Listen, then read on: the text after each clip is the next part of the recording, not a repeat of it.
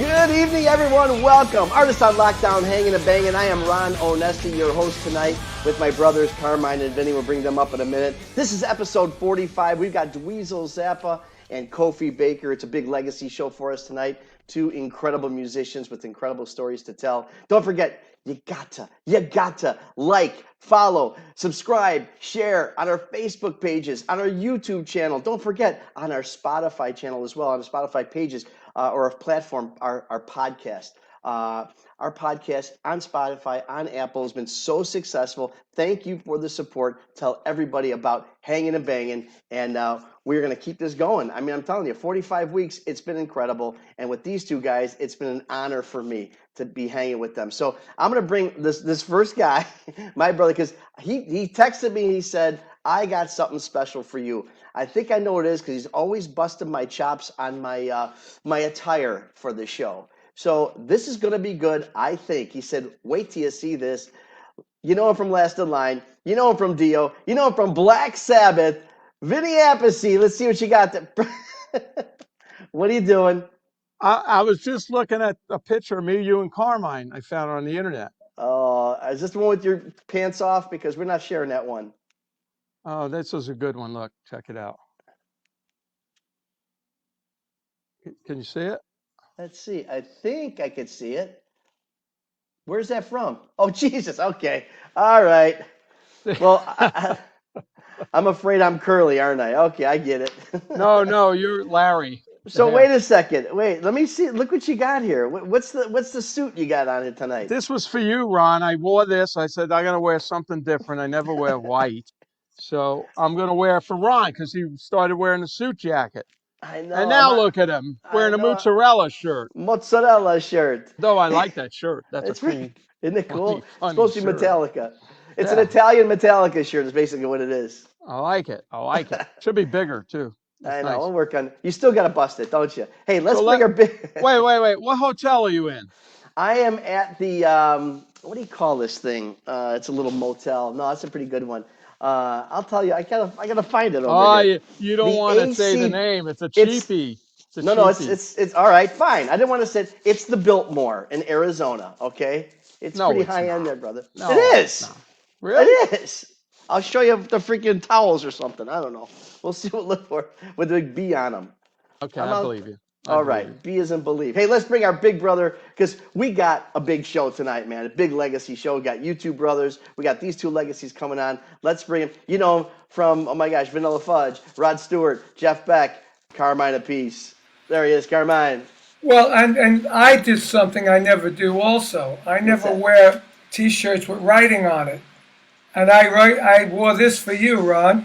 Well, you know what? You guys are making me want to cry. I'm getting choked up. I didn't think either of you cared. I'll be honest with you. But nobody wears Affliction shirts anymore. I told you that. It's okay. He's trying. Leave him alone. Hey, leave me alone. Don't bust my balls.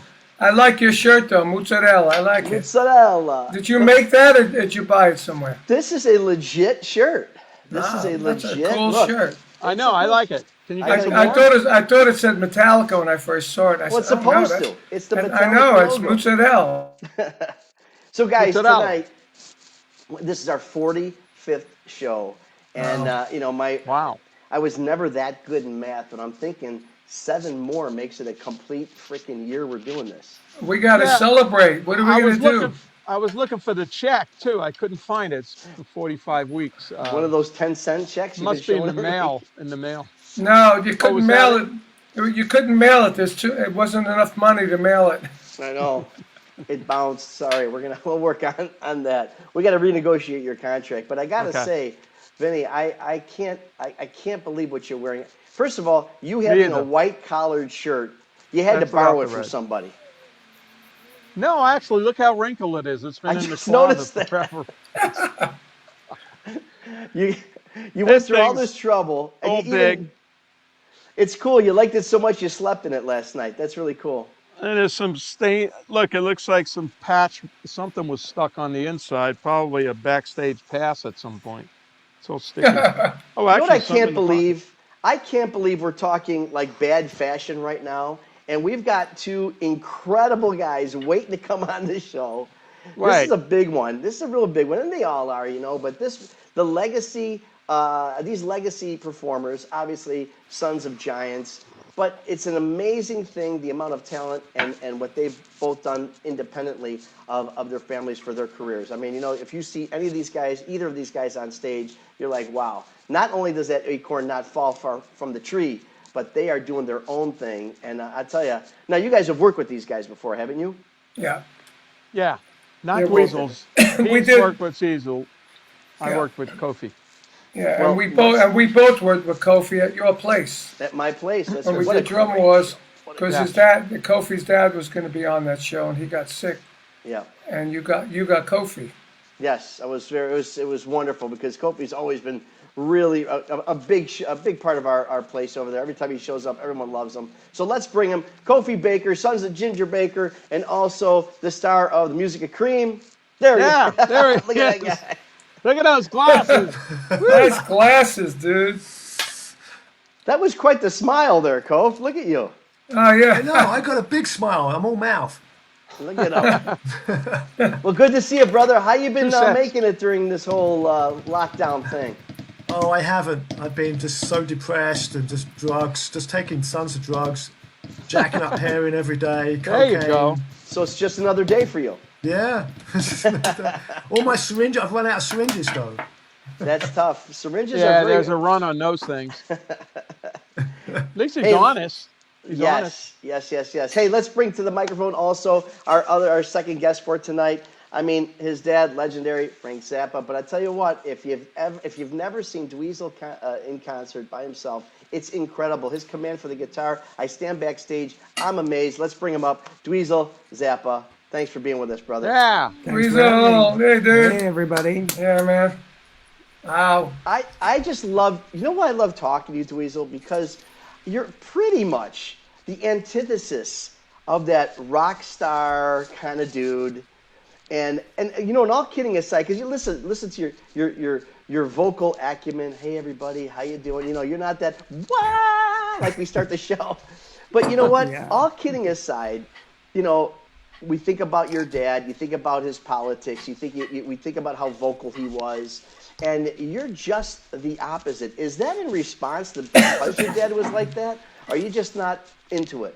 Well, I certainly grew up seeing what my dad was interested in and the way that he was able to make social commentary, and he was absolutely fearless, and Right. he was telling people Yeah. the truth, from day one with all the things that he did. So I grew up obviously sharing that kind of perspective, but it's never been important to me to follow that path in terms of expressing what my views are politically or socially or whatever, because I just don't care to do that.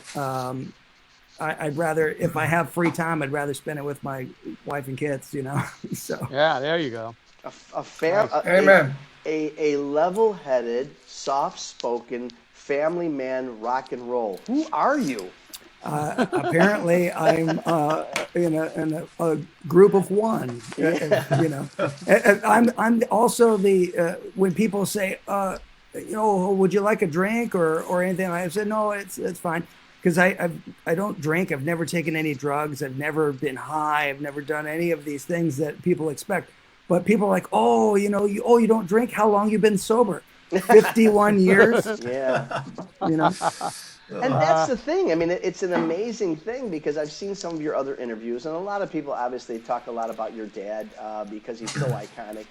And but the fact that you didn't take part in so many things that he did, especially when it came to his body and his mind. I mean, it was really Well, he amazing. didn't do drugs or any of that stuff. I mean, he was telling people not to do drugs, for pretty much all his career. But the thing about that is I used to see people at his shows acting really strange. Oh, and as a yeah. kid, it was weird and it was scary. So bet. I remember vividly being around 10 years old and saying, hey, what's wrong with those people? And my dad said, oh, those people have either had too much to drink or they've taken some drugs and they think it gives them an excuse to be an asshole. So I just thought that made sense. It's like, well, I don't want to have. Well, in those days, that's what they Yeah. did. When Yeah. your father and the mothers played gigs with Vanilla Fudge, and that was like the psychedelic trip between both bands, and the whole audience was stoned. You could smell the pot in the air Yeah. and everything, and those were the days in '67. I remember when you were born, and he named you Dweezil. Yep. And we all said, and Vanilla Fudge said, "What kind of name is Dweezil?" Well, I had those issues growing up. Oh man, I bet. The best one that really made it make sense to me that my name was a decent name was there was a kid that came up to me in a shoe store who was a bit of a bully. I was probably like 5 or 6 or something, a little bigger, came over and he said, "What's your name?" I said, "Dweezil." He goes, "That's a stupid name." I said, "What's your name?" He said, "Buns." So at that moment, I felt that my name was superior, and I was okay with it. You know why my you're God. superior, Dweezil? Because you have this crystal ball. So before the show, I'm like, okay, Dweezil, it's not going to be one of those shows that we say, hey, how did you get started in the business? Or where's your name came from? He goes, well, Hey, Ron. odds Hey, are it's Ron. going to come up. What? Hey, Ron, we have a surprise for Dweezil. We have Bun backstage. Oh, great. Bun E. Buns. Carlos is here. Anyway, you know what? You win, Dweezil. You win. Well, these things happen. It just shows Yes. up every so often. But we were talking before the show, and Kofi and I were talking because we were talking about the last time that we had gotten together was at the Baked Potato. He was playing with a band called Ohm, which was a very good band with Chris Paulin playing guitar and stuff. Yeah. And then we got on to talking about some fitness tips because Kofi's like the workout wizard. Yeah. Look at that. Yeah. Look at the guns. I used to have that when I was young.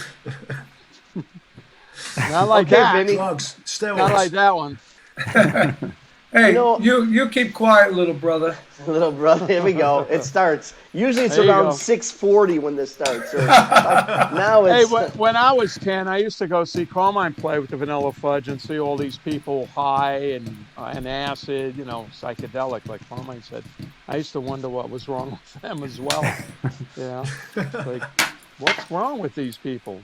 It was me. Yeah. Yeah. Kofi, it's obviously, the story of your kind of somewhat of a strange relationship with your dad here, there. I mean, it's legendary. It's sad, a lot of it, unfortunately. But I also understand that, you didn't see him very much in the last few years of his life. But I think it was just you only saw him 2 or 3 times. And one of those times was basically just as he was about to pass away. Did you guys kind of do some mending or Yeah, I got discussion? my one day relationship out of my dad. The last day, 6 days before he died, he listened to me. I could talk to him. He smiled. It was like, wow. So I actually sat there and talked to him. But that was really it. Wow. Most of the time it was fuck off. Really? I probably can't say that. Yep, that's Ginger. I mean, he gave me my first joint when I was 5, made me smoke a joint when I was 5. Opposite of Dweezil, my dad was pushing drugs on me when I was a kid. I mean, That I explains didn't a lot. know what to do. I blew the end of the joint out, and my dad smacked me. No! Gave me cocaine when I was 15. Come on. Oh, really? Right before gig, I got sick right before gig, and Dad, I can't play the gig. I'm throwing up. And you go, yeah, you can. What's this? It's cocaine. Take it. Here's a big biro. I'm like, I don't know how to do cocaine. Look, stick this up your nose and do this. And I got like 3/4 of the way through the line, and I was like, whoa, I'm good. I think I finished the gig and was home before they even started playing. But do you think, Kof, that maybe that was kind of his way of being a dad? Maybe he didn't know how to be a dad. I mean, his way it of being seems a like he dick. was sincere. That was his Not a way. dad, a dick. I got a wild story about your dad. I got a wild story about your dad too. I bet. Everybody I want to hear about his but- dad. No, well, your dad was Right. funny. I did a clinic with Alan White, me, and your dad, and It was in the West Coast somewhere, and your dad showed up late, from the airport, and he was well pissed off. And when he gets pissed off, forget it. So they brought him up to this hotel room, and the guy running the clinic, the store, he said, "Oh man," he said to me and Alan, "I don't know what to do about Ginger. He's really fucked up. He's like going crazy up there. He's freaking out. He's freaking me out." So Alan says, I'll go take care of him. So he goes up for a minute, comes back. He says to the guy, "Can you get a bag of weed?" Right. He says, "I don't know. Let me find out." So anyway, he got a bag of weed, went up, saw your dad. Next thing you know, he came down. We got ready for the clinic. Now, Alan went on first. He was doing all these time signatures. I went on next. I was doing time signatures. Your dad goes on, and he starts playing like a 6/8 Afro thing, right? He does this whole thing. He stops, grabs the mic, and says, "That was in 4." That's All right. Then he does another one. "That was in 4 also." He did 3 segments. He told me about that. He told me about that. He did. And then afterwards, we all went out to eat. But before we went out to eat, we went to your dad's room and we all smoked a joint with him.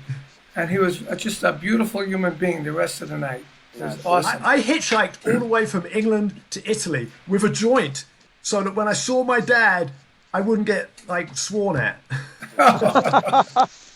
Sad And but you're true, right, right? Dweezil. You're right, Dweezil. It gives him excuse to be an asshole. Because my dad was an asshole the whole time. That actually is very sad. So I'm really sorry that was the case. Yeah. Did No, you it do made some, it made me not take drugs though. It made me. I saw the drug thing, and I've never taken heroin or any of that shit. All the stuff that I was forced to take, apart from that. But I've never done it willingly because of of seeing what it does. Yeah. So it worked. That's great. Well, But did you do some duets with him at some point, though? Yes, I did some duets until he left to Africa.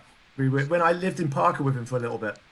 I mean, he wasn't an asshole all the time. Only when he was sober. I see.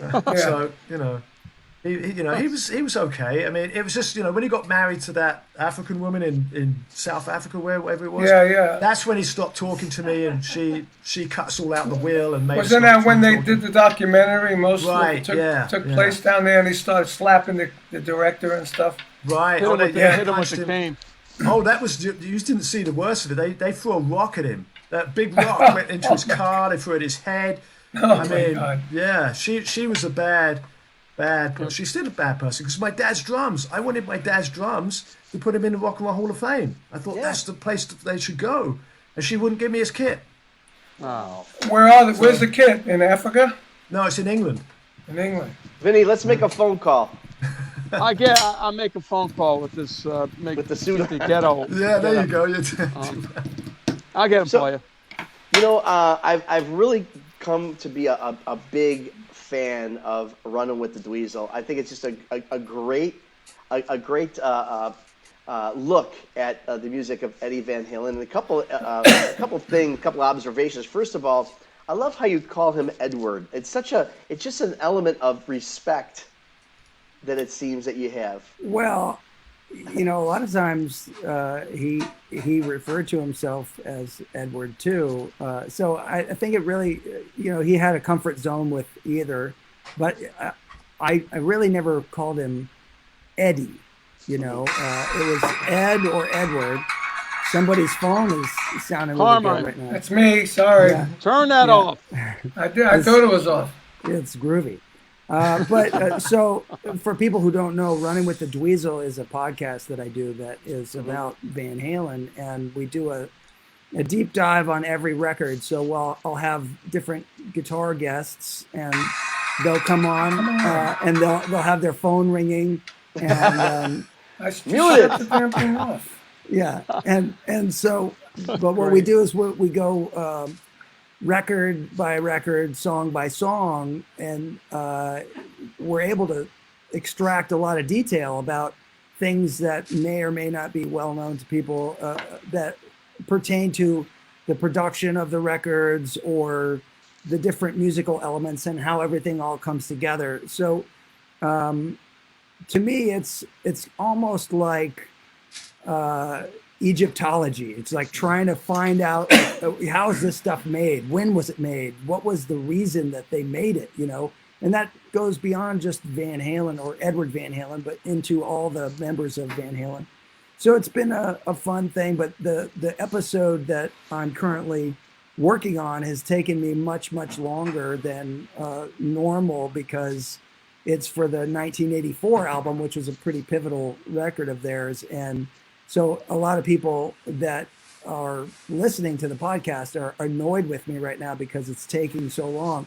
But at the end of the day, you'll be happy that I spent extra time because I found a lot of really cool stuff. It's just it's amazing how you like even structure, like you compare some of the structures. You'll take like a saxophone structure and compare it to some type of guitar structure, comparing it to like a saxophone bass or something. It's really interesting how you pick it apart. Yeah, we try to. Also, we know that some people that are listening to it are not necessarily musicians. They just are people that like music. So it's hard when you get a subject that's really technical to make it listenable for people. So that's something I try to balance as much as I can. But I do take a really deep dive on a lot of this stuff. And this episode that's coming up has a lot of cool things because Edward Van Halen, he said his initial influence was Eric Clapton, but I don't really hear his Eric Clapton come through in most of his playing. Yeah, I don't either. But he has the ability to completely mimic Eric Clapton if he wants to. Like he could play note for note solos. He loved Cream and he could play Crossroads note for note. But if you actually really break down when he plays what is natural to him, when he's playing freely as himself, his playing is actually much closer to Jeff Beck. And I agree, 100%. Yeah, but it's funny because people never make that connection. So in this episode, I have a few very specific things where on the Jeff Beck group album, like Ice Cream Cakes, there's a perfect example of 1972, Jeff Beck's playing a bunch of stuff, phrasing-wise, tone-wise, that is very, very close to what Ed ended up doing in 1978. So I found like a couple of little segments where Jeff plays something, and I explained to people, here's Jeff playing a phrase in 1972, and here's Edward finishing the phrase in 1978. And I cut it together so you hear where these ideas come from. And it's undeniable when you hear it that way. You go, wow, this is where some of this phrasing came from. This is where some of these ideas came from. And you can't not hear it that way once you hear this. I always felt that way. And I read articles and interviews with Eddie, and he always claimed Eric Clapton. And I said, man, he sounds more like Jeff Beck to me. Totally. You know, especially, I worked with Jeff, and I knew a lot of ins and outs of Jeff's playing. And to me, he was like Jeff Beck. I even got cassettes somewhere of Van Halen playing Beck, Bogart, and the Peace songs. Oh. You know? Well, obviously they love Cactus as well. Yeah. They really love Cactus. Oh, yeah. I mean, I was told by Alex that Parchment Farm was the template for their Hot for Teacher as far as the groove. That very fast shuffle. Yeah. Double bass drum shuffle. And we were good friends. Man, I remember one time, probably early, maybe 2005, we were putting Vanilla Fudge back together, to tour. And I was on the phone with Edward. And he said... Ed Wood. Yeah, he said, Ed Wood, right. He said, why are you doing Vanilla Fudge? Fuck that. Put Cactus back together. So, but that didn't happen. And that's why I was saying how you pulled it apart. You're almost like a musical chemist. That's great. Looking at the elements and putting them together. When is this show on? Your podcast? Well, it's on my my website, just dweezilzappa.com, and I got to check it out. Yeah, it's available there. It's actually a bundled package because you can check it out different ways. You can either go episode by episode, or we did something where you can hear the episodes that only pertain to the first 6 records. So we call that the early years. Yeah. And then you have the next group, which becomes the era with Sammy and Gary Sharon. And then Dave's back you know, so we have one version where you get just the Right Here, Right Now, which is the Sammy Hagar, Gary Sharon era. And then you have the 5150 package, which has all the episodes. But the whole thing is done in a way where it's all a purchasable product in bundles, or you can go episode by episode. That's awesome. Wow, that's cool. It's really, really something to see. Wow. It really is. It's very interesting. Kofi, when you're playing up there and you got the music of Cream, and I know you've committed to carrying on your dad's legacy. Matter of fact, you kind of told him. I need to be committed for that. But you did tell him that you would keep his legacy going. But we all know that Ginger probably never played the song the same way twice. No, Right. Well, that's what he used to tell me. You know, he'd be pissed off if he played the same way twice. So it was like, you know, that was the thing about him, was he always played. It was always, you know, improvisation. That's where it came from, the jazz thing. that whole era was all improvising. You know, like improvising. Can't even get it out. Improvisation. Improvisation. Yeah, right. Anyway, that's the way Zappa we was play. great at. That's the way we play. Like today, when I play like that still, and when we have to do a video, you know, I don't know what the hell I played on the record. Right. You know? Me too. I can't copy myself at all. Yeah, at You all. see, my dad said bad things about everybody except for Zappa. I remember him when I was a kid. My mum had the Hot Rats thing, and my dad thought it was great. So, I mean, my dad pissed off everybody except for Zappa. And that's Well, what the I've fun- always said. Sorry? The funny part, though, was that Jack Bruce played on Apostrophe. Apostrophe, but then he went on to say not nice things about my dad. So go figure. Yeah, well, there you go. Well, my Well, dad what, was into, you know, that kind of music. So I think that's what, you know, my mum didn't like it. My mum was like, I want to listen to ZZ Top. But But what guides you, Kofi, when you're playing? I mean, since his was so improvisational, so you got a challenge of trying to be improvisational yet emulating the music of Cream. just a lot of drugs. You're lying. You don't do drugs, remember? Well, I have to tell people I do so that they think I'm, you know, Ginger Baker-ish, you know. Gotcha. I have to pretend to be a Live drug up to the legacy. Gotcha. I got to live up to legacy. No, I mean, I've done fusion my whole life. I got into, you know, I was into Zappa when I was a kid. That was what I was listening to. I was listening to Apostrophe and Vinny and Bozio, and those are the drummers. I was like, man, that's what I want to do. I wasn't listening to Cream. I didn't want to listen to my dad's music. I was into fusion. So I played fusion my whole life, which allowed me to get nowhere. It got you to Indiana. Yeah. I mean, I even went to the Zildjian thing, and it was like Jason Bonham and Zach Starsky, the drummers of Famous. But I go, what about me? And Anne-Marie from Zildjian said, you play fusion. What the hell? Play rock.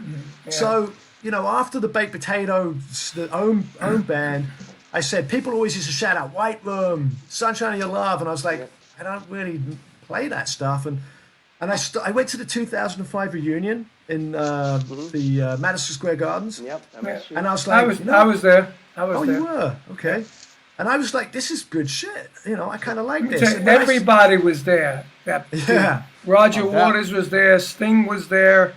Right. I even think not Prince. Lenny Kravitz was there. yeah, I met all of those guys back They there. were yeah. all backstage. It was amazing.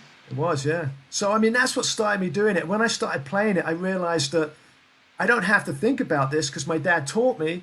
I just play the way I play. And it was, you know, I was even listening to the stuff after I'd played it and go, my dad's stealing all my licks.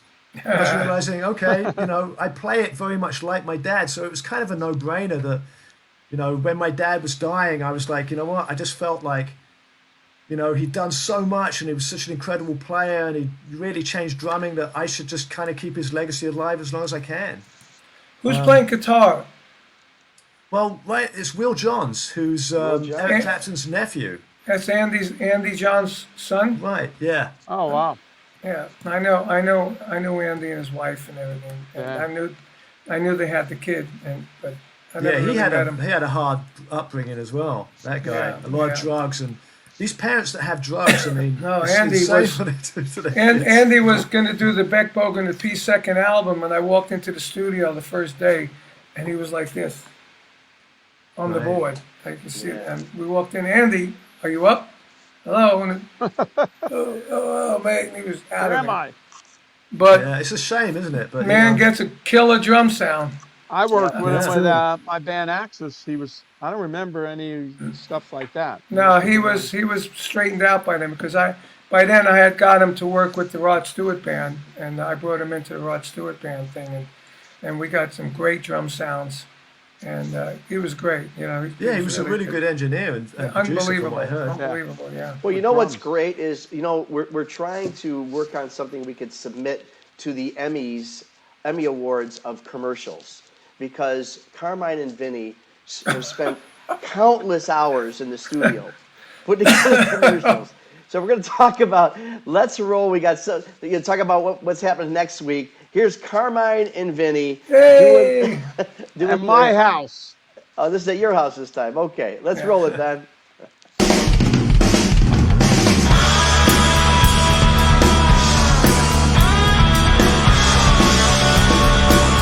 Hey, I'm Carmine Apisi.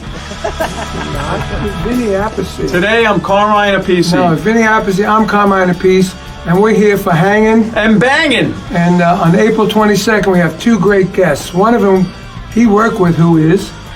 He was my former boss and legendary guitar player, songwriter, singer, producer, and a great guy, Rick Derringer. Yeah, and he produced this other guy, and Grammy produced him. He won Grammys with him, Weird Al Yankovic. So they're going to be on our show April 22nd, and you can find it on Facebook.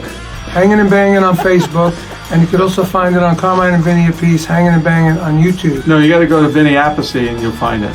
And you can go to Carmine Appice Official, and you'll find it. And it's at 7 o'clock Eastern Time and 4 o'clock Pacific, yeah, April 22nd. We'll see you there. Cheers. cheers. Nice cup. Yeah, you too. The genius. The You genius. talk about What a Baker. team. You talk about Zappa, but the Appice Genius can't compare. You see, Can't my compare. cup was broken. There's no handle on it. Well, we saw that. Yeah, we noticed that one. I get the broken cup. He gets the good cup. I get the From a good cup. distance, it looked like it was a Dio coffee mug. Oh, really? Let's call it that. Let's call it Actually, that. it's from South America. When I played down in South America by myself, they made all these nice things for me, and there was the cup. I went, oh, how cool. But how did you lose the handle, though? We got to ask. I think it fell in the kitchen. It made it all the way from South America in my suitcase, and then it breaks in the kitchen. Drop it or whatever happens to it. I don't know. I If got you to bang think. it hard on the table, it'll break Well, actually, off too. now that I remember, the handle was broke after Carmine left my house one time. Always blaming on the big brother. Always. I don't It know. might have been me. I remember Dweezil, it was about 2 weeks before your father passed away. I was on the phone with him, and I was going out to do a clinic tour, and I was going to come up to the house and see him, because he was sick and everything. And we talked. I don't even know what we talked about. We chatted on the phone, and he said, "Okay, well, when you get back, come on down. Come on to the house." I said, "Okay." And then he passed away while I was on that clinic tour. I was so bummed out. Yeah, I was really bummed out. It was definitely not a good time, but at the same time, when somebody's got an illness, a long illness, there's some relief that they don't have to experience that anymore. Yep. And I remember there was a moment where, I was just hanging out with him, and it was probably right when there was a pretty good decline in his health, and he wasn't easily able to, get up and walk around. But I was tying my shoe, and he said, "I remember when I could do that." And then I was like, "That's fucked up." Yeah. Sad. Yeah. Yeah, it's like my buddy Tim Bogert passed away a couple of months ago, and he was sick for 2 years, stage 4 cancer, and I got 2 messages on my phone, one from about a year ago when he was not too bad, and then one from about a week before he passed away, and you can really hear the difference in the voice quality. Yeah. Yeah. And it's just I got a message from Ronnie when he called before he passed, probably a couple of months. and he was talking about rehearsing and getting back in shape, but you could hear it in his voice, like, wow, what's happening, you know? And he's the Especially singer. a vocalist like that. Yeah, and then I Yeah. hear this raspiness, and it's like, it was so sad Ugh. to me. And like, oh man, Well, Well, cigarettes terrible. are a bad thing. People that No, smoke cigarettes normally, like my dad, he had all the from emphysema from Oh, cigarette smoke. But he never Your not dad smoked always had a cigarette. cigarette in his mouth. I know. Right, he always. died. Same with Tim Bogert. Cigarette all the died- time. That's it. He died from the cigarettes, not from all the other drugs he did. Isn't that Yeah. weird? Yeah, right. Yeah. well, But yeah, I don't think I there's never- like a picture with him without a cigarette. Did your dad smoke cigarettes? My dad smoked, yeah, and he just, even when he got ill, he was like, well, I'm not quitting this at this point, you know. But Yeah, really. he was never really into like healthy things as far as like healthy food or going to the doctor or any of that kind of stuff, you know. So I've seen the example of what not to do, and I choose to do the other, you know. Yeah. Good. Yeah, So- good man. You know, Dweezil, when, you know, we were talking a little bit about running with the Dweezil and how it's this big Eddie Van Halen thing or Van Halen thing. Yeah. Is it because that, you know, I don't know if it's a little known fact or a lot of people know, but if it wasn't your first single, one of your first singles at 12 years old, Eddie Van Halen produced, and is that why you had such an affection, a special affection for him? Well, you know, the thing about Van Halen was when I first started playing guitar, I was 12, and I loved my dad's music, but I knew that was really hard. I knew that it was just complicated. You could tell just by listening to it that something is going on there. Yeah. You know, like you got to know stuff to play this music. So I watched him play guitar, and I loved what I was hearing, but I thought to myself, you know, one day I'll be able to do that. But right now I need to focus on something that I can really, you know, that will really make sense to me. And at that time, the most popular music in the world, because we're talking about 1981, 1982, was rock music and hard rock music. So Van Halen, Ozzy Osbourne with Randy Rhoads, you know, all that kind of stuff was what I was hearing a lot of, and that made me want to play the guitar. So I had only been playing for about maybe 7 or 8 months, and out of the blue, we get a phone call to the house from some guy purporting to be Edward Van Halen. So at that time, there was no like MTV Cribs. There was no way that you didn't know what people looked like or what they sounded like. You only knew the pictures from the records. Yeah. And so we had no idea if this was really Edward Van Halen calling, but turns out that it was. And my dad talked to him, and literally 15, 20 minutes later, he was at the house. So as soon as he walked in, I was asking him to play Mean Street and Eruption and all these things. So I got to see up close how he played this stuff, and it immediately made it so I knew exactly what I wanted to do for the rest of my life, you know, in that moment. That's awesome. You know, That is awesome. seeing that stuff. That's So great. but then I have no idea how you were asking about the first single that I made.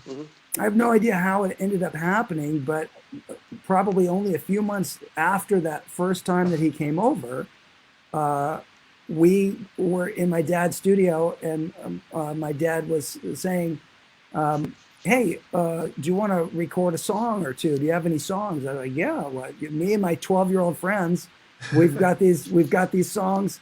And so somehow Edward Van Halen and Don Landy, Don was the engineer and who also produced some Van Halen records along with Edward. And those two guys came in, and they were the producers of me and my 12-year-old friends playing two songs. One was called My Mother's a Space Cadet, and the other one was called Crunchy Water. And so we did these songs. And at that point, I was only playing guitar for 9 months. And I remember Ed showed me all the ways that you had to work in the studio, and he helped when I had to do the guitar solo. He would punch me in, and he would say, "Oh, you have to play along with what you played before, so that when you punch in, it'll blend." And I had no idea how to do that, and so he had to show me.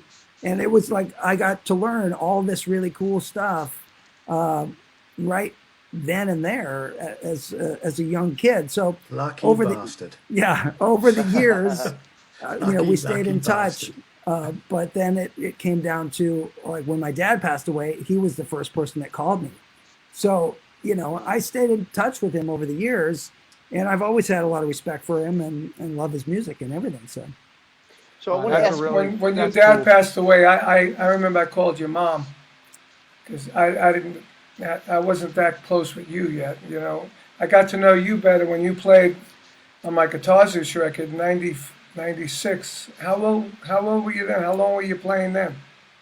Let's see. I was 27, I think, or something like that. Yeah. But 20, somewhere there. Terrible. Your at math. dad passed So in figure it 92, out. right? Your dad Yeah. passed in 92. Yeah. Yeah. And then 96, you did the Guitar Zeus. And I got to Yeah. say, you played your ass off on that. Oh, I appreciate it. I love that record. It's It's a great record. it's got a really good sound to it. Even now, Yeah. the low end on that record is really cool. The drums and bass. Yeah. It's a Tony really Franklin. cool- Tony Franklin's awesome. Yeah. Best fretless bass. Who's that picture of? Who's that? It's hard to see. It's me and my dad. It's from a picture that Oh, was yeah. in a guitar magazine. Oh, there Oh you yeah. and we're There it is. we're pretending to play really complex Alan Holdsworth style chords. Nice. Yeah. great shot. Yeah, that's a great, Great shot. Haven't seen wish a I picture wish of I your got to dad meet in a him. long time. Yeah. I remember your dad with the real long hair. Yeah, well, that was That in was under his prime. nose. Yeah, And the other thing your dad got, we had that whole mud shark thing go on, right? And well, yeah, that's the whole. then I ran into your dad at Chicago airport, and he said, "Hey, Carmine, how you doing?" I said, "I'm good." He goes, "You guys look a little tired." I go, "Man, you wouldn't believe what happened last night." And I told him this story. Next thing I know, he puts it on the Mother's Invention live at the Fillmore, writes a song called Yep. Mud Shark. Yeah, And I had my girlfriend at the time, and she didn't know anything we did on the road, and she said, "Who was involved in that?" I said, "Oh, I don't know." I was in my room. I chickened out. I think it was my brother Vinny's room. No, That was me. but I remember him telling, and I called him. I said, "Wow, I can't believe what you did. That song. That's great. yeah. And it was What was amazing. it? The Edgewater Inn. the Edgewater Yeah. Inn, and Seattle. you could go fishing from Yeah, some of the the rooms, window. right? from the rooms, and it was Led Zeppelin and Vanilla Fudge, and Led Zeppelin they were out like 6 months now, but we took them on their first tour, and we were good friends, and I got John Bonham his Ludwig endorsement and all that stuff, and we were good buddies, and it's just one of those crazy days. We had a day off. We played the Seattle Pop Festival with everybody, Hendrix and the Doors and Zeppelin, Vanilla Fudge, everybody who was big in those days. And we had a day off, and we were smoking joints in a room with Robert Plant. And See what it does? See? see what it does. And then You're right, Kofi. and then John Bonham was next door with his wife and the tour managers, and they were fishing out the window, and they caught this mud shark. And next thing you know, there was a groupie banged on the door, and it was crazy. We rest all is left the room. We had to leave the room. Let's hear the rest. No. We had to leave the room. It was so ridiculous. And then We don't have a beep thing. now, the managers came down from the hotel, and we left. So me, Tim Bogert, and John Paul Jones went to my room, and we ordered some tea and crumpets. All right. Crumpets. Yeah. Trumpets. Yeah. They have And- crumpets? Yeah, and then we were eating it, and then there's a knock on the door, and in this chick comes again, and she's wearing John Paul's robe, because I guess it was in his room initially. So he storms out, tells her to take his robe off. Next thing I know, the roadies came in, they did all this crazy stuff, and I said, "Oh my God, this is my room." I said, "Where am I going to go sleep?" So Tim said, "I can sleep in my room. I have an extra bed." So I moved all my stuff to Tim's room that night, and then the next day we were fried. Next day we saw Yeah, your that's dad. what you're just saying because your wife's listening. That's right. No, this story's in my book, so everybody knows It's in this his story book. now. But it's Okay. like, Yeah, I didn't do anything. I was there, and then I Yeah, left. I went to had my other nothing to room. do I with had it. nothing Yeah, to but do that was with it. Nothing. that's the girlfriend from like Yeah. before I got married. Yeah. It'd be I was all over only, Facebook if it was today, right? Oh oh my no, it's gonna goodness. be. No It'll be on. privacy. All these shows are ending up now on Blabbermouth and all these other things. So this will probably be on there, talking for about sure, the for Mud sure. Show. I want to ask you, both you guys, something. I've asked this question before, but it's really interesting to me. Kofi, I'll start with you. Is there anything, and obviously, with your years estranged from your dad, this might be a challenging question, but what is, if any, your most valued possession or memento from your dad or of your dad that you have? I have a used syringe. No, no. Well, I know you don't have his drum kit. I know that. It still has some herring left in it, which I'm saving for when I'm really old. No. I don't really have much from my dad. I've given it all away or sold it because I'm broke. I don't really have anything. I have a few drum things. I have a cymbal that he You gave have a me when I was sticks? Pair 14. of sticks? No, I mean, really, all I have is a set of hi-hats, which he gave me when I was 10, and a ride cymbal he gave me when I was 14. And those are the things that I still use in my studio today. And those are my kind of prized possessions from my dad. Nice. I do, his leady snare drum I had when I was a kid, and he took it back off me, and I wanted to get it back when he died, and that's, the whole thing of his wife wouldn't give me any drums. Oh, It's man. upsetting. Yeah, But it's that terrible. would be the thing, because that drum he had from before I was born. And the ride cymbal that he had, one of the first cream ride cymbals he had, was in my house. And when my mum died and my sister sold everything, she threw it in the trash. She didn't know it was worth anything. Oh, man. Oh, wow. Yeah. How about you, Dweezil?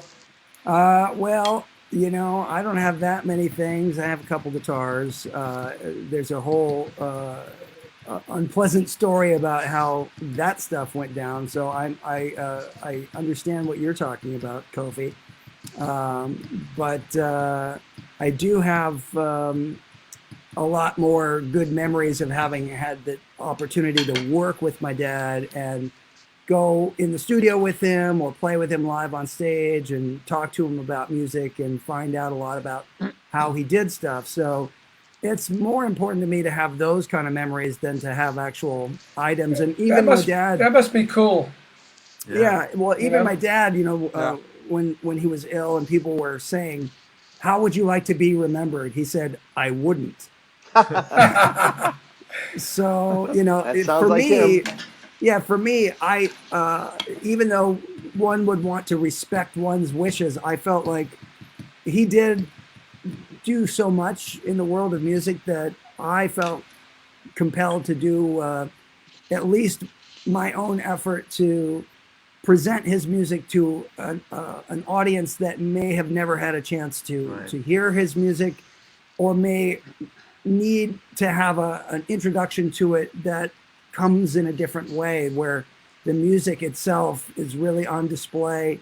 And it's not, he had such a big personality, and the way that he would present a lot of things sometimes could be too much for some people. But if the way that I chose to perform some of the music was to do it in a way where it's all about the music speaking for itself, and we took a collection of his entire catalog and put it together so that you could hear the depth and variety in the music. Because with my dad's music, if you've heard what's on the radio, which is very few songs that have ever been on there. Yeah, really. It'd be a song like Yellow Snow or Cosmic Debris or something like that. So people think of him more as a novelty act, like Weird Al or something. Now Weird Al's an incredible musician, but he's also known to have a sense of humor. And suddenly when you have a sense of humor, people don't take you seriously. So that was the thing. I wanted to let people know more about my dad's music in a broader way, which it ended up taking the last 15 years of my life. Yeah. I did, the next 20 probably. I know, like my kids, one's a special effects makeup artist, and the other one's is a medical. So I really don't talk much music to them, even though when they were little they went to all the shows. I have a question. When you played Zappa, does Zappa, did you do Mudchalk? We played parts of it. We didn't do the whole thing because Funny. you know there's a lot of that stuff with the Flo and Eddie stuff where a lot of it's improvised things or folklore things that get inserted, you know, like the Mud Shark. But so what we that was. That was good. That was Think good. about that line he just said. Yeah. I thought about it. It took It a went second. over the head until you think about it. Took a second. So in some of the cases, what I tried to do with my dad's music was I did, at least for the first maybe 6 or 8 years of doing the project, I removed the comedy stuff for the most part. I focused on the more Music, serious and difficult music because I felt like that's the stuff that if you really want to get to know what my dad did, you should be exposed to that. And so the humor part of it came back into the music after I felt like we had explored a lot of the other stuff. But ultimately, you know, I love all the music, but there's stuff that I prefer over other things, and I prefer to focus the time and energy into playing some of the more complicated things that really represent the genius of his composition. But that's what I was into. That's what I didn't listen to lyrics at all when I was listening to it. I was listening to it for the musicianship. Yeah. I was me into too. Me too. Well, Kofi, when you talk about musicianship, like with your dad, some things that he did, I don't even. And you guys obviously could talk. Carmine, you could talk to this point, but for example, on "Sunshine of Your Love," where he was doing like that backwards beat thing. Well, yeah. So that's unique at the time. That was unique. It was on the 1 and 3 instead of, and the beginning of White Room was in 5/4. You know, which and, my dad doesn't get any credit for at right, all. I'm sure. Well, that's because everybody thought he was in 4. Well, it is 4. There's plus 1, right? It's just next White year. Room stuff. 4 is plus so 1. cool. Yeah, White Room was great. I mean, Well, my without dad, that kind of- people don't realize that my dad was very schooled. He could write out treble, bass, clef. He could write out all the parts for other instruments.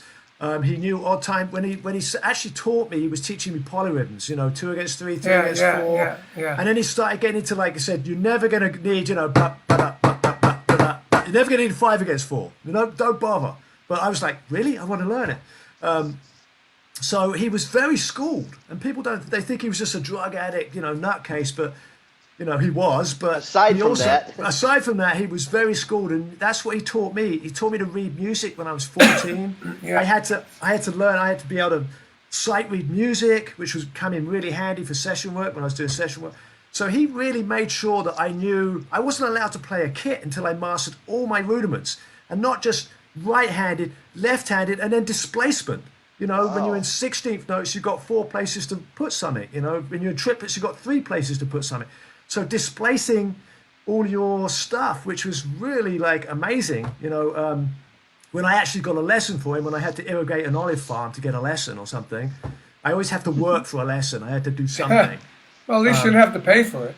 He paid Well, for I it. paid for it. Don't worry, I paid for it. I can tell you some stories. I paid for it. Yeah. But it was. I followed my dad around the world trying to be with him, you know, and trying to get what I could get out of him. And all drummers, like Vinny, when I was on the road with Vinny doing that 3 guitar tour, I was watching his chops. I was secretly going, I like that exit. I like that one. Which Vinny? This Vinny or Vinny Caliuta? Yeah. No. Vinny, So, the Godfather. The Right. Godfather. No, I'm Vin. the Godfather. You're the Godfather's brother. Okay. See, so for You'll me, never it be was more good. than Fredo. I'm sorry.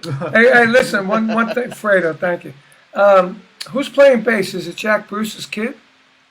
It was Was. Jack Bruce's kid playing bass, but you know how that goes with Ginger Baker and Jack Bruce. Same thing seemed to happen with me and Malcolm for some reason. It just, you know, we would get on each other's nerves for some reason. Wow, I mean, weird. I don't know how, but I mean, I love the guy. He's a great player. Again, he's very schooled. His dad put him through college, music college, and everything. Wow. But he was not really a bass player. He's more of a guitar player, keyboard player. Right. So he was more into that than playing bass. He'd get blisters on his fingers from playing with us because he didn't play. Right. So it was just, he just didn't really think, I mean, now he's really into it, but at the time, I don't know. I mean, I can't speak for him, but it didn't work out. Well, that was So the first goal. so did you replace him? I did, but we got shut down. We only did 14 gigs with the replacement, and then the pandemic Who's the hit. replacement? It was a guy called Sean McNabb who was at. I I know Sean. We know Sean. Right. Sean. I met him at that fancy camp that Right. we did. Yeah, he's a good And I player. was just, I was like, we played together, and I thought he was great, and I thought, let's give him a shot. So That's where I met Ginger at the Rock Fantasy Camp. Right. Okay. Is that the only time you met him, Vinny? Yeah. Ah. They all go, hey, Ginger wants to see you in the room. He wants to Uh-oh. say hi. I'm like, Ginger wants to say hi to me? Really? And they go, oh, yeah. David Fishoff's bringing me. So Ginger, I go in there, he goes, who are you? I'm Vinny. I'm Carmine's brother. Yeah, right. Yeah. Who's Carmine? Yeah, Right. Carmine Dweezil, knows me. I tell you what, I remember when we played the Vanilla Fudge and the Cream gigs. Right, when I had my big, huge bass drums, 26 bass drums, and the big the Bonzo kit that I got for Bonzo. And when I was doing my solo, I looked to the right, and there was your dad. There was the curtain, and he was like this. He was actually looking at me, Wow. watching me do my solo, and that's cool. but he never said anything. Well, of course not. Never said anything. No, I mean, But I we was- became friends. We became friends. I've seen him a lot of different things. Ludwig used to have these Stable of Stars things, and we would go, and everybody who was playing Ludwig would go, and Ginger was there, and we'd hang out. Oh, actually, maybe that's where I met him for the You first probably time. met him. I was just thinking of that. You probably met him there. Yeah, that's a long Well, time my you did dad, ago. I was in Colorado with my dad, and it was a newspaper thing. He got the newspaper, and it was like the three greatest drummers from the 60s, John Bonham, Keith Moon, and Ginger Baker. And I remember my dad just fucking throwing a fit and throwing the paper down and stamping on it and jumping up and down on his big boots and everything and walking out. I'm going, what's going on? He goes, there was only one fucking drummer, me! That sounds like him. Yeah, it sounds like him. Dweezil, what? This is a shot somewhere. I mean, Mickey Rooney. What's that got to do with you? Anything? Not that I'm aware of. Okay, good. Does he owes you money or something? Yeah, he owes you Where'd money. come up with that? There was Hey, a rumor that Dweezil. Mickey Rooney played bass on a song, or I got a Oh question. well, I Okay. have erroneously credited many people on things, and I put different names on guitar picks. Like I've had over the years just random weird names that you wouldn't expect to see on guitar picks, like Gary Coleman or Okay. Jan Michael Vincent or stuff like that. So maybe I credited Mickey Rooney on bass on something. I think I did, actually. okay, there you go. I saw that. I'm like, what Leave was it to that? Ron. Ron's the Yeah. inspector. He's like the Yeah. But I'm inspector. like, Not- I felt like an nothing good idiot about because him. I'm thinking there's got to be some rock dude named Mickey Rooney. You that I don't got, know. I got to hand it to Ron. Ron's a theater owner, but he's become quite the host, right? I mean, Oh, he yeah. does Thank all you. this research. I didn't know about half the stuff he's talking about half the time that he finds. He Well, does his yeah. homework. Well, that's Yeah. good. But Ron, it's funny Ron, because ha- I think I did that on my album Confessions of a Deprived Youth. Yes. Which was then the subtitle was Confessions of a Deep Fried Youth. But it was, but I think I did erroneously credit several people on that record. And Mickey Rooney was one of them. Just so Yes. you know, for the That's next See pretty time. good. that? Yeah, And we maybe. talk about good. our favorite. We talk about some of our favorite albums, and I gotta say, yours is made my personal list, Dweezil. Warts and All is a big thing for me. Oh yeah. Well, one of the tracks on there came from our show at the Arcata Theater. The Really? Yeah, we played one of my dad's hardest songs, which is called "Ship Arriving Too Late to Save a Drowning Witch," And that song has 2 guitar solos in it, which are in totally different time signatures and different modes. But the first solo that happened on that night, something was happening in my guitar rig where there was like a digital clocking issue with one pedal. So what that meant was if I would play something, there would be this jittery sound that would come out as a delayed repeat. And so while it's happening, I'm going, something's wrong here. What, I'm playing and I'm listening, and I would play stuff, and then I would hear it come back all messed up like a robot version. And I ended up just staying with that sound. I didn't change the sound because I thought, well, let me see what happens if I keep playing. And so the first solo in that has all these weird things that happen that could never happen again because it was just something was out of sync. But then it ends up being a really fun. Maybe it was the ghost of your dad in there. Very possible. It's the electric at the Akata Theater. Yeah, but that record is it's got a bunch of things that are from live shows, and it's warts and all because it's like these are really good performances because they feel good and they have all this energy, but they may have some things that are a little rough around the edges here or there. And I just think sometimes those end up being more interesting than the perfect performance. That's right. And that's a great way of putting it, interesting, because if you are into interesting, there's people into pop or then there's certain things, really structured stuff. But if you're into interesting approaches to music, that album specifically is really, interesting is the best word I could use. Well, there's just a lot of things going on with it because it's not. It's a collection of songs that I keep adding to because being that it's a digital delivery, it could have 100 songs on it and still be called an album. It's like a playlist. It's however you want to call it. But yeah, there's that. The intention is to find things from tour, and I've got 14 years worth of, we did 80 to 100 shows a year for 14 years straight before COVID shut it down. Wow. We loved it when you come by us. Hey, Dweezil, is Zappa the real last name? Yes, it's Really? Sicilian. And it's funny because we got to go to the little town up in the hills, in Sicily where my dad's family originally emigrated from.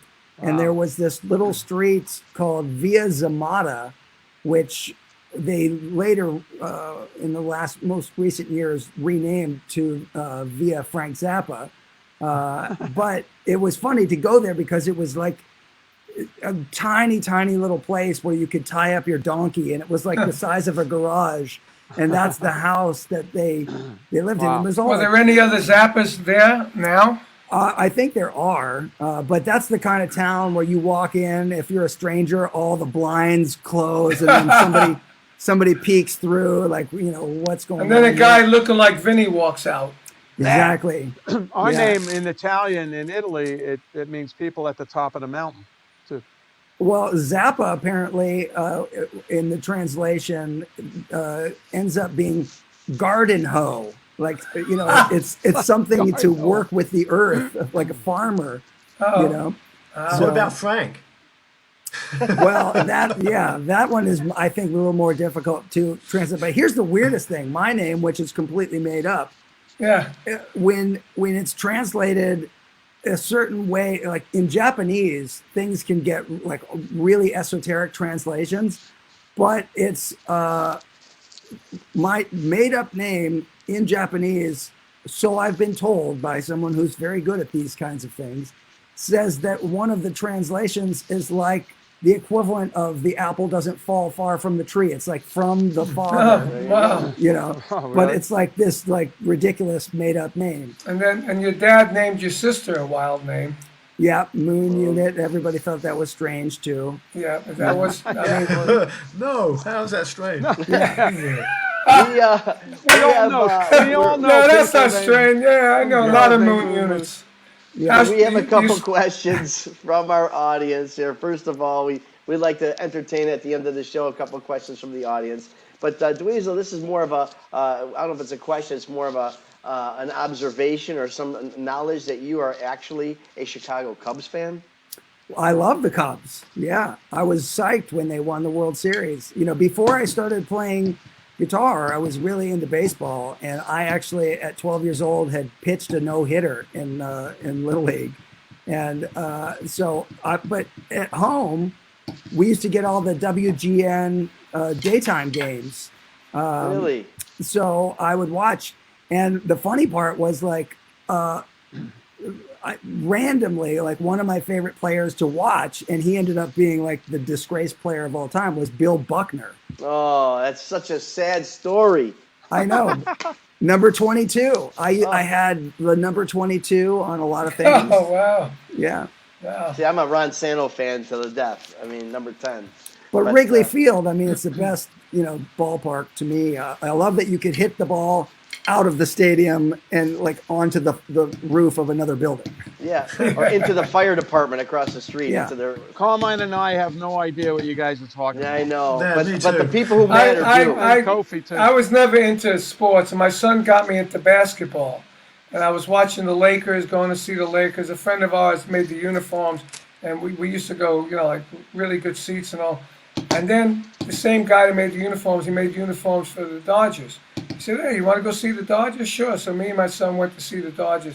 And about the 6th inning, after we ate everything we could eat, my son looks at me and said, man, this is boring. I said, yeah, it's like watching grass grow compared to basketball. And we left. That was the last time I went to a basketball. They don't get it, game. Dweezil. They don't get it. No. Well, after the whole first giant major league strike, I think everybody kind of said, well, screw baseball. Well, that's a whole nother thing. Wait a second, you're getting But political hang on a minute, now. it's called That's not rounders. like you. It's called rounders in England, and it's Rounders. a girls' game. Nice. That sounds like listen. Vinny. That sounds like Vinny and drumsticks. Vinny, tell Kofi about your drumsticks. Yeah, I play with the butt end, You saw that. Well, you're when a I gun of a played butt guy, aren't you? the Buckeye. Well, the other side's for girls. Oh, God. Yeah, I play with the butt end too. See, my stick even has a tip on the butt end. See that? He's a double you're butt a- guy. Double butt. Because I figured if He you likes play big the butt end, butts, you need a tip on the end to get some bounce. Yeah, what size drumsticks do you use? Isn't that the question for IQ? Oh, I got an IQ of 3. Oh, what size drumsticks do you use? I know. How many do you use? Right. All right, last question, guys. I need an answer from both of you. It might be a little deep for the end of the show, but Kofi, some weird thing happens and you're able to ask your dad or say something to your dad, ask your dad a question. He comes back for like 30 seconds. What are you going to tell him? What are you going to ask him? Why did you pour gasoline on me when you had a cigarette in your mouth? Oh, my God. Why do we think you're not joking? I'm not joking. Yeah, right. Oh my God! I Probably guess not it's- joking. I know he's not. Yeah. Well, it's a long story, but he threw me in the back in Italy. No lights in the back of an Army 2 World War truck that he'd run out of gas. Get the jerry can. He got me on hot knives before that, or glasses where you put hash on a glass and you smoke them. So I'm like 14 years old, fucking as high as you could possibly be, looking in the back of a pitchback truck for gasoline cans. Anyway, when I finally pull it out, he's shouting at me for taking so long. He's got a cigarette in his mouth. He goes, hold this piece of paper, made it into a cone. And he's stoned out of his head, pouring gasoline all over me and all over the place. And I'm like, Oh, man. this is not good. Oh. Well, I think the show ends right there. I don't know. No, I'm praying, Dweezil. You got like a little. Yeah, I how would can, say, how can you cut? know, You can't top that one. I don't, Yeah. Give me I- something, Dweezil. I don't have a gasoline story like that. But Oh, I my mean, God. I don't know. Well, I'll tell you a story about. I mean, some people have probably heard this story before, but this is just a kind of a funny thing. My dad was really one of those people where he could, right in the moment, say the thing that you wished you would have said if you had 2 weeks to think about it, as the most amazing response to whatever your ailment was at that time. So there was a talk show host in the 60s who was he was not the friendliest host, and he was pretty much of an antagonist. But he had been known to have some kind of an injury, maybe a war injury, and he had a prosthetic leg. This is the story that I've heard. His name was Joe Pine. And so my dad was asked to be on the show, and he was about 26 at the time. Freak Out had just come out. I'm pretty sure this is exactly right around that time. But so the guy says to my dad, "So with your long hair, Mr. Zappa, I guess that makes you a lady." And my dad immediately, without even thinking about it, said, "Well, with your wooden leg, I guess that makes you a table." Okay, you know what? I can leave it on that note. Oh, that was good one. Dweezil Zappa, Kofi Baker, thank you great. so much for joining That's a us good this Yeah, week. man. Thank you, guys. Good to see you Thank you, again, guys. man. It was a Likewise. real honor. We got to tell everybody out there to please smash that like button, follow us, subscribe us, share our Facebook page, our YouTube channel, and don't forget to check out our podcast, which is just blowing up on Apple and Spotify. And iHeartRadio. iHeartRadio. We're just all over the place. I want to thank you guys so much for joining us on Artists on Lockdown. Each week on Thursday night, we have the biggest names in rock and roll, telling all the stories while we are hanging and banging with other legends such as Carmine and Vinny, my brothers. So thank you guys all so much. We'll see you next week. We've got Weird Al is going to be here. It's unbelievable. And, of course, Rick Derringer. Thank you for joining us for Hanging and Banging. We'll see you next week on Artists on Lockdown.